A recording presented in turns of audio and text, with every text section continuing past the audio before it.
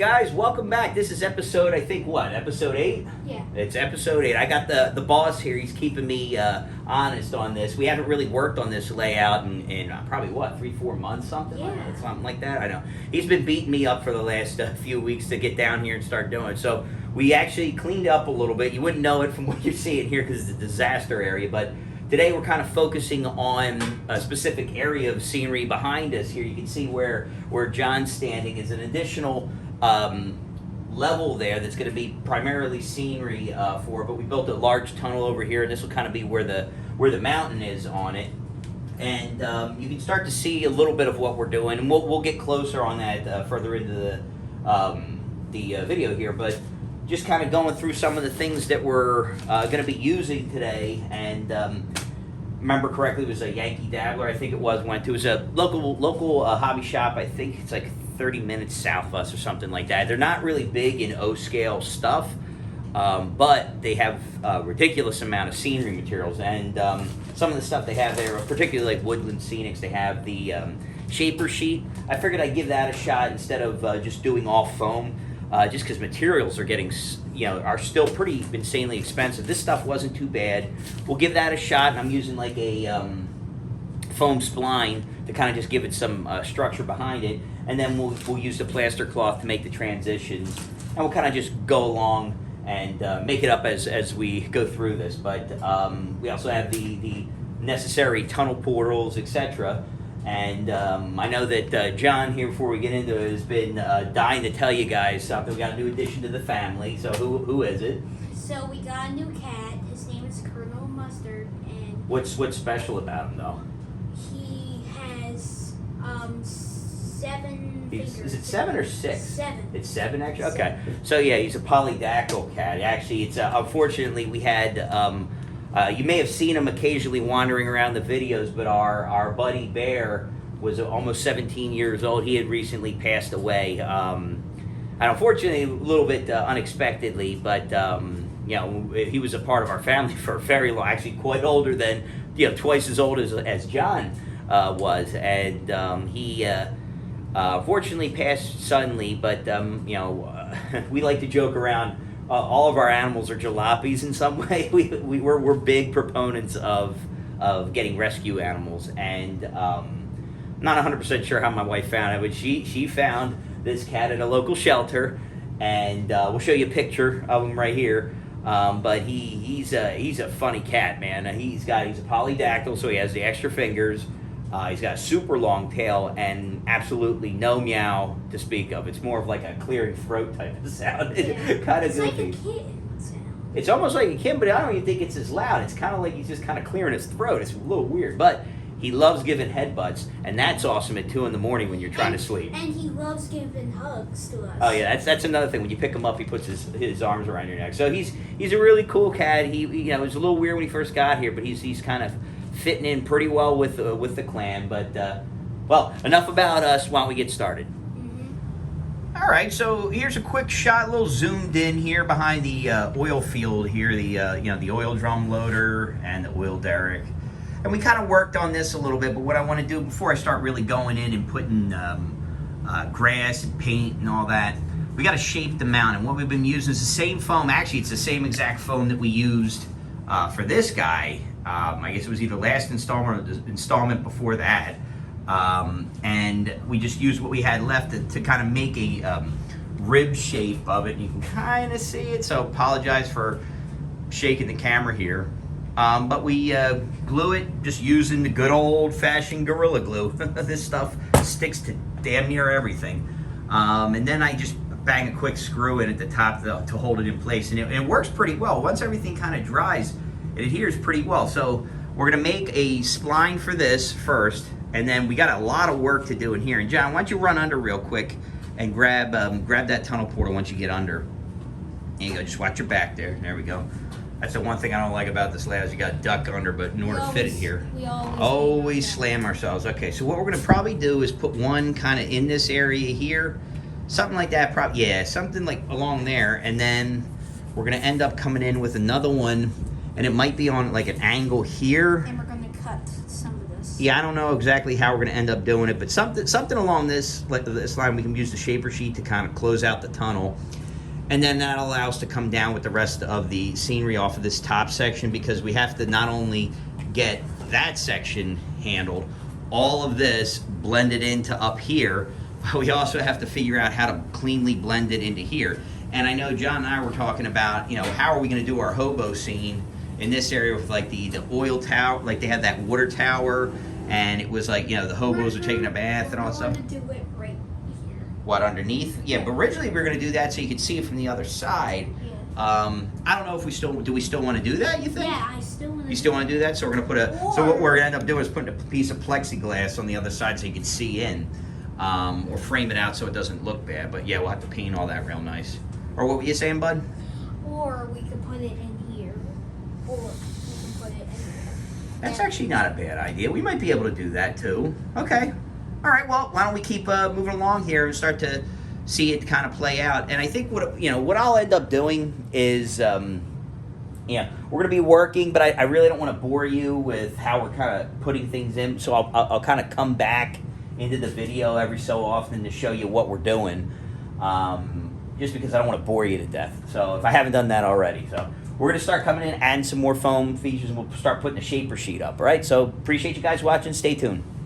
All righty, I'm behind the camera. Got the boss man out in front here. Looks like we made some pretty quick progress. I like the way it's turning out. I think we got to figure out a little bit better way to secure the upper tunnel portal, but I kind of like how it's laying out. What we ended up doing is kind of put this portal on an angle, and it allows the larger trains to make its way through this switch here into the tunnel, but don't make it so that it's like a really weird transition. So because we're going to put a road down this way to this level so you can get down to the station, but then we can actually do a pretty nice transition down to here, up through this, onto here. So that'll look good. This in through here, and then John was able to help me kind of hold these things in place, and we added a little bridge piece of foam here. We'll have to do the same thing back here, and then we were able to take, this is a foam one, this is a I guess I'll call it like a ceramic, not a ceramic one, but it's definitely not foam, so if you drop it, the thing will definitely snap. It's like a cast plaster type of one. But yeah, what do you think, John? You like it? Does it look good? Yeah. You like it? It looks good there. We did a test. We took the Class A, and we can push it through. John, if you wouldn't mind giving it a little, you can pull through here. You watch. Gets through, tender gets through real easily, and then you can kind of see, right, stop right there, is where it gets awfully tight. So I don't know if we can get it there, but, I've exercised this as far over as I can push it, and you can see right there, it does not hit. And this is the only configuration. It's really close. So if I have to, I can sand that back, but I'm not going to bother. Works well.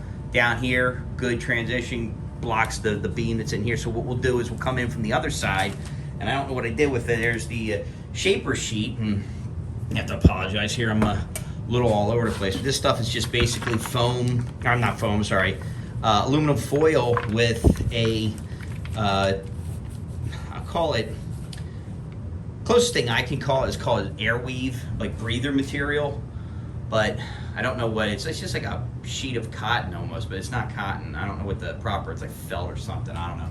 But I think it'll work well, right? I mean, what are we thinking, John? What do we think we should do next? That? What, the transition down into this area, down into here? Yeah. All right, yeah, because we're gonna probably have to do something here and come down off of this. So yeah, we'll probably have to work that now. But all right, well, we'll keep trucking, right, bud? Let's do it. All right, guys, so we're making steady progress here. It's another day, but we're making plenty of progress on this section here. So I got my buddy John here up on the mountain, just kind of showing the back of the mountain here. It's like a continuation up. Yeah, so like right along there, and then it kind of runs along the back here all the way down. I haven't gotten to this part yet. That's going to take a little bit of work. But we've got most of the front done here, and we're starting kind of frame out the tunnel portals here. And we've got, John's pointing to it there by the tower of tissue paper there, where like a road towards the back's going to be. And then last night we got a little bit more done here. This is kind of framing out around off of the tracks up in this area to kind of make the terrain here. So slowly but surely, we're starting to make some progress, and it's starting to look like something. You know, like we said, we're kind of doing this. We're kind of working on it as we go here, figuring out what we want to do. But overall, I'm pretty happy with the way it's turning out. Any other ideas that you want to do, John? Anything in particular that we want to do in this area? I think we've been going back and forth on what that's going to actually be. I'm not sure yet. I mean, I think at one point we said it might be an amusement park with a couple of rides. I think that's kind of cool, although it might be a little tight to fit some of the stuff. We might be able to fit a few things in there. Either a farm or a small town or something like that. We can definitely do. If it's a farm, we can put like a waterfall here with. Well, where are we gonna put the? Well, we can put a pond maybe up there, although it's a little high for that. But we can figure something out. A waterfall right here. Okay. And it has a pond there for the ducks. All right. Well, we can maybe put a duck pond up there. We'll have to see. But we're still moving along here. Hopefully, at some point, it'll start to make sense what we're doing. All right, folks. So shame on me. I didn't show you what we were doing with the shaper sheet, but the shaper sheet's pretty self-explanatory. You take it, you can kind of crumple it up into different geometries, and that's actually what's underneath here. And if you get in close enough, you can kind of see like the ripples in it and everything of the ground cover.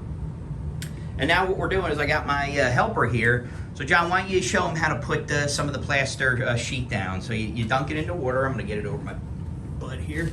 Make sure it's fully submerged. Good job, all right. And you bring it up and drop it right across that area. Move it over just a little bit. See, now the cool part is once we got it in there, you can take it and you can work it. Let me see, bud. Let me slide out of the way. We're gonna take it and drag it down a little bit like that. And we gotta get the wrinkles out of it. But there we go, slide that over. And it's surprisingly workable. Like, it comes out really nice, and I don't know how well you can see what I'm doing here, but fortunately, there's a big wrinkle there. Not a problem. We lift it out, push it down up here, push it up, push the wrinkle like that, down, and then push down off the edge here, down into it. Look at that. Nice job, buddy. Good job landing that. See? Now, and they want you to do like a 50% overlap. And I got a bag around here somewhere. The bag's right here. That's this stuff. Plaster cloth from Woodland Scenics. Works really well. So like the combination of the shaper sheet and the Woodland Scenics plaster cloth is really, really good. I'm actually really, really happy with it. So we're gonna go around. You can see we did a lot already. It's already starting to set up. So we're gonna put a few more pieces around here just to kind of close up some of the missing spots. But you can see what we did here, and you can see, you know, we had a lot more foam in here. We got a lot more to do. So I think for now, and what do you think, John? You think that's a good place to stop for today's episode? Mm-hmm. All right, so I think what we're going to do is we're going to call it quits for today. We're just going to do some work. But next time we come back, we'll have a lot more up. And then we'll talk about putting some ground cover on it and color and all that stuff, because otherwise this is going to be like a 50-minute video. So thanks for watching, guys, and we'll catch you, I guess, what, part 8, part 9? Part 8. Whatever the next part is. All right, guys, we'll talk to you soon. Bye.